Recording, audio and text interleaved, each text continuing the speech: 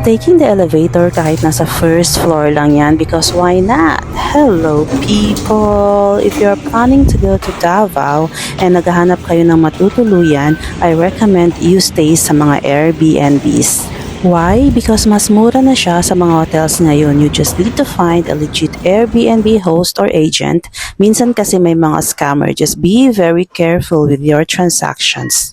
This one I found sa group na Condo for Rent in Davao. It's a studio unit in Avida Towers, Claveria. So ang location niya is nasa central lang siya ng city. If you heard about Rojas Night Market, it is just a few walks away from it. Also a few walks away from the first standalone Uniqlo store outside Metro Manila.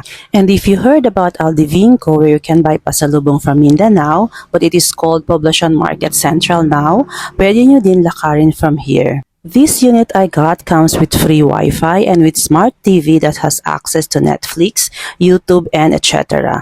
They also have little kitchen here where you can cook food if gusto mo makatipid dahil medyo expensive kumain sa labas nowadays. Literally para siyang serviced apartment. Ito yung kanyang little kitchen. Meron siyang water dispenser with hot and cold.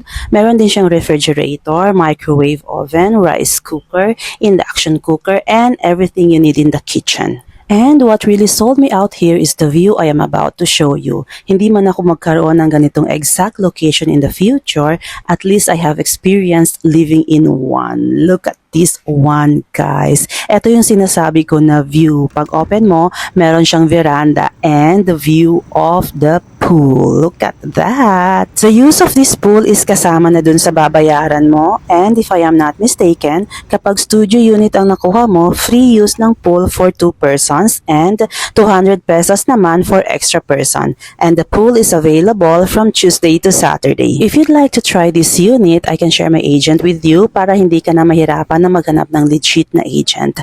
Madami na kasing mga walang konsensya na scammer ngayon, nasisira tuloy ang images ng ibang agents. They don't care about the reputation na binibuild ng legit agents in this industry. That's all for now. Bye! Enjoy the view!